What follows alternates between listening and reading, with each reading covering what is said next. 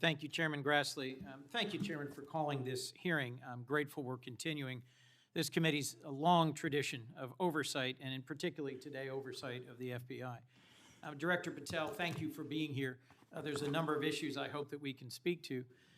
I want to start by reading something you said to me during your confirmation hearing under oath.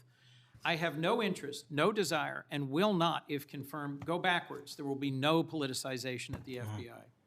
Then you looked me in the eyes and said there will be no retribution actions taken by the FBI should I be confirmed as director. I told you that in your office. I tell you that again today. I'm concerned that that's not what's happened, that since you took over as director, you've cleaned house or forced out senior leaders across the Bureau, in particular targeting those that worked on investigations of President Trump. The former acting director has just sued you for firing him for political reasons. So did a leader in the D.C. field office. And the well-respected leader of the Salt Lake City office was pushed out last month, leaving that office shorthanded at a particularly difficult time. I'm worried that these actions compromise the Bureau's ability to keep Americans safe.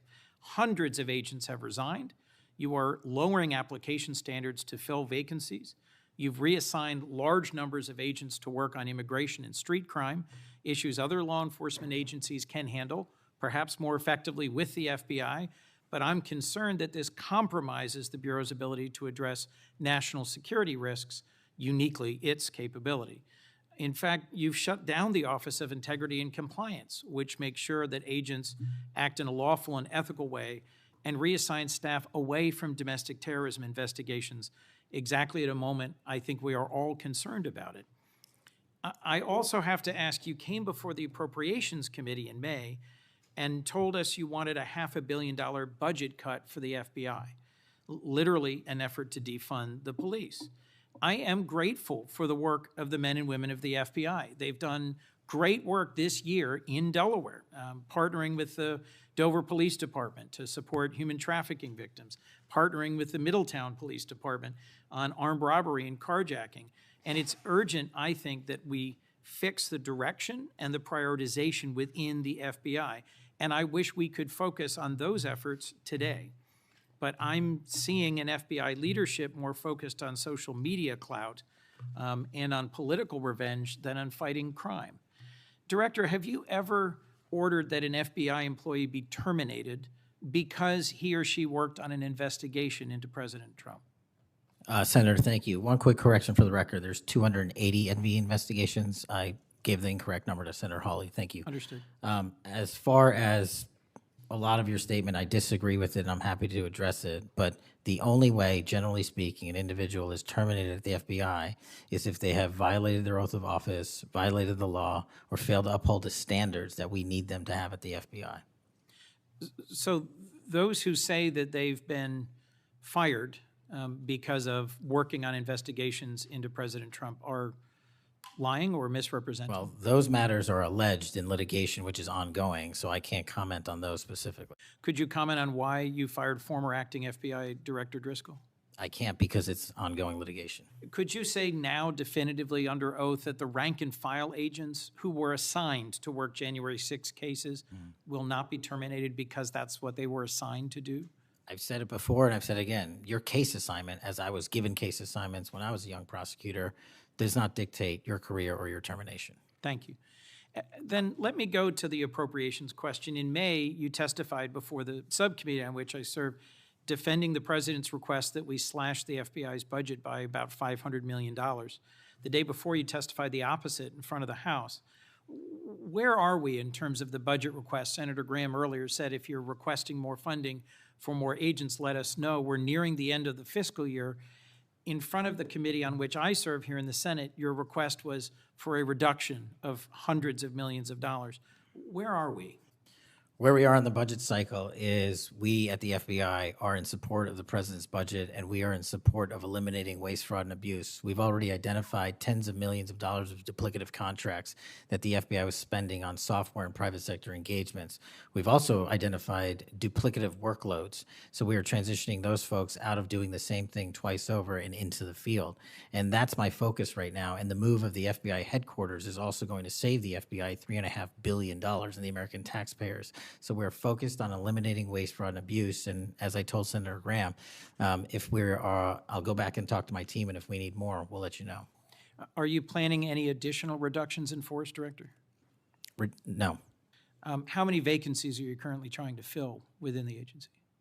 In terms of the 1811 ranks, there's a few hundred open vacancies that we have funded.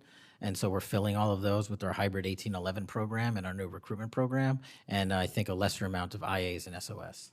So if hundreds of agents have retired or taken the fork in the road offer, and you have vacancies, but you're requesting $500 million less, how does having fewer FBI agents help you tackle violent crime and address our national security issues? Just to put it in perspective, cybersecurity Senator, issues? sorry, I didn't mean to cut you off. If we had this $500 million, we've done the math. It would take us 14 years to onboard every vacancy that's on the books currently at the FBI, because we can't hire these folks and train them overnight. It's a years-long process. So we are currently focused on recruiting the best and filling the positions to the best of our needs.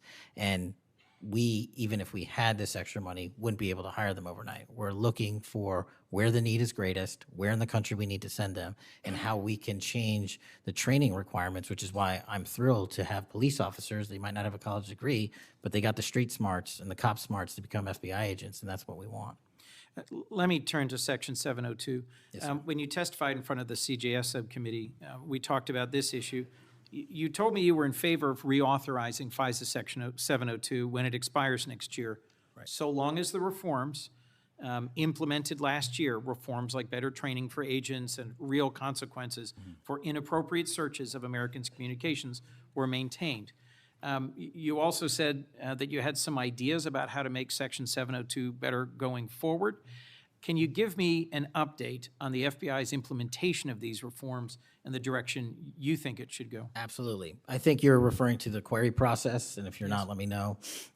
But any instance of abuse or mistakes that were made in the query process have now been changed. It used to be you can make multiple mistakes and continue to access the query database system. I've changed that. If you make a mistake, you're immediately sidelined, a review is conducted, and if it was an actual mistake, i.e., there should have been S on the end of that name and there wasn't, then we put you back in. But we have to review those matters. So that's happening. And if there was an intentional mistake, you have no more access to the 702 query system and its database. So we've also done an audit of the entire 702 system and the query databases, and now we are nearly 100% of the audit. And I think we found one or two, I'll have to get back to you, quote unquote mistakes within that system, which are currently being reviewed. Thank you. You had told me in May that you'd send me updated statistics about the Section 702 searches of Americans' data. I haven't received it. When will I get that? I'll work with my team to get that to you, Senator. And frankly, in May, when you were testifying that you were implementing these reforms, you were also closing down the Office of Internal Auditing at the FBI. Now, that was the office created in the first Trump administration to improve the Bureau's compliance with Section 702. How is that working out? How can you continue to advocate for robust civil liberty protections but shut down the office that was created to enforce those safeguards? Help me understand this. Absolutely, Senator. This is a great example of sort of duplicative work. There was two divisions in the FBI working on this, and all we did was the inspection division, which is the leader in this query system and this audit system, has now been given the single source mandate to conduct these. So the OIA, its elimination, is just taking folks who were working there and were experts in it and folded in under the inspection division, and then taking other folks that we didn't need because we had enough manpower and pushing them elsewhere in the FBI. I'm concerned about the rise in threats against members of our judiciary. What are you Yes, sir. doing with the U.S. Marshal Service to help protect our federal judges and with state and local judicial systems to help provide some of the expertise of the FBI in protecting them as well? I share your concern, Senator. We have 35 open investigations, 17 against federal judges, and the remainder against state court judges and threats that they have received. And as you know, federally, there's a specific statute which prohibits that. So we are working up those cases and referring them to prosecution where we can meet the threshold for evidence. In your written testimony, you referenced how counter-UAS legislation expires and we need to resolve the conflict in jurisdiction and authority. I agree, this is an urgent concern. I have heard from state and local law enforcement about it, from the folks responsible for major events, whether it's sports or concerts or public events. Given the tragic increase in political violence, I'm very concerned about the misuse of drones and the potential of there being a catastrophic event. What could we do to address this challenge?